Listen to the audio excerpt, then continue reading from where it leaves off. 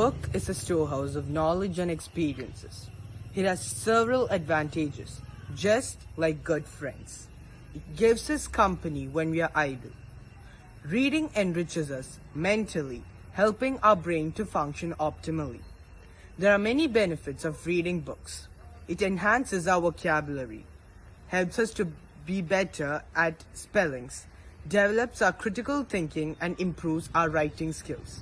This is why we should be looking out for a book to read at this very moment. My friends and I of IG2 have created a bookmark showcasing some lessons of life that we gain by reading books. So this is my bookmark. It's from the book Shadow Hunters by Cassandra Clare. Over here it's written, "Don't look pleased with yourself," which basically means never be confident for succeeding in one thing in your life, as still there is a lot more hindrance on your path. And on the back it's written, "Discover the greatest novels." Hello, my name is Alan and this is my bookmark. On the front of my bookmark it says, "Discover the world of books." And on the back of my bookmark it has a phrase which says, "When the doorbell rings at 3 in the morning, it's never good news." This phrase is based on one of my favorite novels, Alex Rider. It's written by Anthony Horowitz, and I like this phrase a lot because it reminds me to keep on working and to never give up. In this story, Alex is actually an FBI agent working undercover, so he's pretty busy and he has lots of things to do. At the end of the day, he goes to bed to sleep, but unfortunately, he gets a doorbell ring at 3 in the morning. So whenever I read this phrase over and over again, it helps me to stay focused and to keep on working harder just like Alex Rider. Thank you. Turning Points written by APJ Abdul Kalam is a sequel to Wings of Fire which dwelt with his life up to 1992. In this book, we come to know about how and why he agreed to become the president and what happened during his presidency. He has also given some anecdotes from his life. This book is giving us the courage and motivation to face challenges in life. Igniting the minds of the youth is the most powerful resource on earth, above the earth and under the earth. This phrase or quote said by APJ Abdul Kalam made me think that as a member of the young generation, what can I do for my nation and for my fellow beings?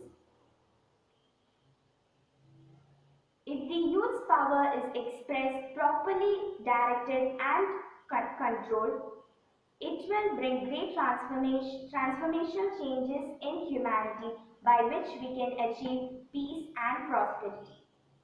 It is the duty of principals, teachers and parents to inspire the youth towards the mission in life that changes our nation. Teachers should inspire and motivate students by seeing their capabilities and creativity, which will make them great leaders who can create transformations of any nation into a prosperous, peaceful, secure and a happy nation. Thank you.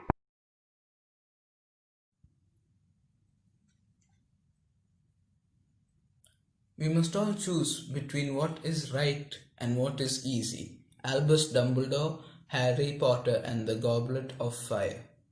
I chose this quote because it sums up how that sometimes in life doing the right thing is sometimes very difficult.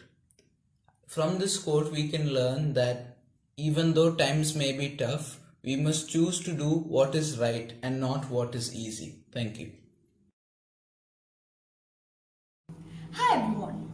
One of my favorite quotes from an exceptional book, The Alchemist, written by Paulo Coelho is, "If you really want something, all the universe will conspire in helping you to achieve it." I found this quote very interesting. I feel that to achieve something in life, you have to work hard for it. Help is never a guaranteed thing. And if you really want something, the universe will respond to your thoughts in that way itself. Thank you. So this is the bookmark I've chosen, and on the front it's written "Discover the greatest novels," and on the back it's written "Swords can't solve every problem, from the book Blood of Olympus, written by Rick Riordan. And the reason why I chose this quote is because this quote metaphorically means that you can't gain everything in an easy or in a crooked way. Sometimes you have to choose the hard way, or you have to do your best, and that might be a solution for your problems.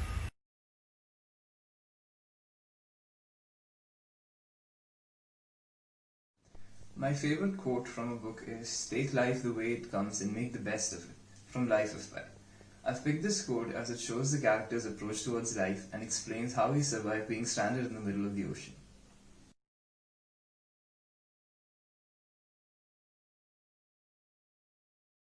Hello friends, today I'm here to share an interesting line from the book To Kill a Mockingbird by Harper Lee.